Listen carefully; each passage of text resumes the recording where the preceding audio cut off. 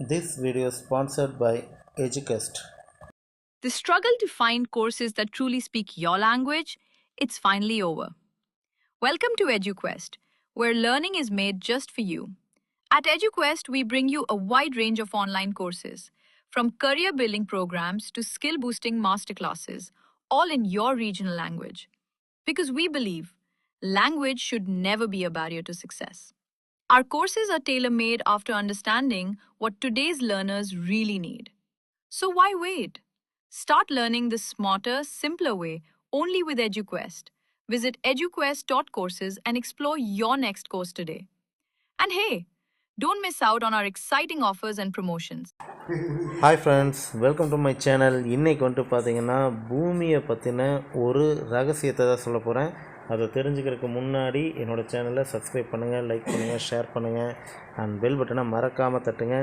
அப்போ தான் நான் போடுற இந்த நியூஸ் எல்லாமே உங்களுக்கு உடனே வந்து சேரும், கொஞ்சம் என்டர்டெயின்மெண்ட்டாகவும் இருக்கும். ஓகே, பூமி இப்போ ஒரு சில கணக்கெடுப்பின்படி பார்த்தா சில வினாடிகள் வந்துட்டு வேகமாக சுற்றுது. ஓகே, இது வந்துட்டு எதனால் அப்படின்னு சொல்லி பார்க்கலாம். பூமி சுற்றுறது வந்துட்டு இது நமக்கு புதுசு கிடையாது. ஏற்கனவே இதே மாதிரி ஒரு சுழற்சி நடந்திருக்கு. கிட்டத்தட்ட லீப் ஆண்டு அப்படிங்கிறது வந்துட்டு பார்த்திங்கன்னா 27 நொடிகள் அதில் வந்துட்டு சேர்க்கப்பட்டிருக்கு. இது நிறைய பேர்த்துக்கு தெரியாத ஒரு விஷயம்.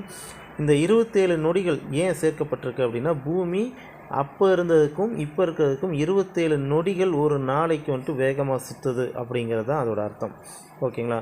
சரி, ஓகே, இது ஏன் சுற்றுது அப்படின்னு சொல்லி பார்த்தோம்னா, சிம்பிளாக ஒரு விஷயத்தை நீங்களே யோசிச்சு பாருங்கள். பூமி வந்துட்டு உருண்டையாக இருக்குது.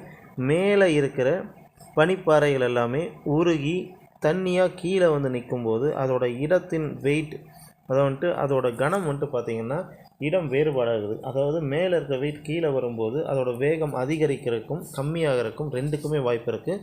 பட் இப்போ வந்துட்டு அதிகமாக இருக்குதுன்னு சொல்லலாம். இது வந்துட்டு பார்த்திங்கன்னா புவி வெப்பமாகுதல் அப்படிங்கிறத வந்துட்டு குறிக்குது. இந்த புவி வெப்பமாதல் இது வந்து நல்லதா கெட்டதா அப்படின்னு சொல்லி பார்த்திங்கன்னா கண்டிப்பாக நம்ம எல்லாத்துக்குமே கெட்டது அப்படின்னு தான் நான் சொல்லுவேன். காரணம் என்னென்னா, நம்ம புவி வெப்பமாதலை தடுக்கிறதுக்கு 1000 வழிகள் இருக்குது. நிறைய யோசிச்சுக்கிட்டு இருக்கோம், நிறைய செஞ்சுக்கிட்டு இருக்கோம். ஆனால் இன்னுமே அதை வந்துட்டு தடுக்க முடியல. காரணம் வந்துட்டு பார்த்திங்கன்னா நம்மளோட தவறுகள் தான். அது வந்துட்டு பார்த்திங்கன்னா இன்றைக்கி பூமி வந்துட்டு வேகமாக சுற்றுறதுக்கு காரணமாகவே அமைஞ்சிருக்கு.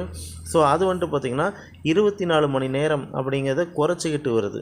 ஓகேங்களா? சில வினாடிகள் அப்படின்னு சொல்லிட்டு வருஷத்துக்கு இத்தனை வினாடிகள்னு போச்சுன்னா கண்டிப்பாக ஒரு நாளைக்கு 24 மணி நேரம் அப்படிங்கிறது வந்துட்டு குறைஞ்சி 23 மணி நேரமாக அப்படி வர்றதுக்கான வாய்ப்புகள் நிறையவே இருக்குது.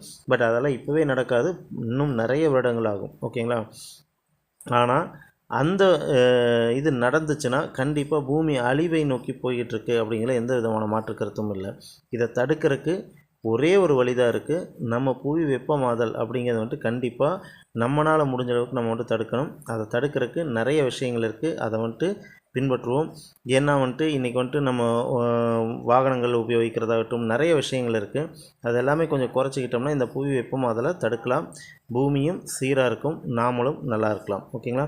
ஸோ இந்த மாதிரி விஷயங்களை இன்னும் நிறைய தெரிஞ்சுக்கணும் அப்படின்னு சொல்லி ஆசைப்பட்டீங்கன்னா கண்டிப்பாக என்னோடய சேனலை சப்ஸ்கிரைப் பண்ணுங்கள், லைக் பண்ணுங்கள், ஷேர் பண்ணுங்கள் அண்ட் பெல் பட்டனை மறக்காமல் தட்டுங்க. தேங்க்யூ.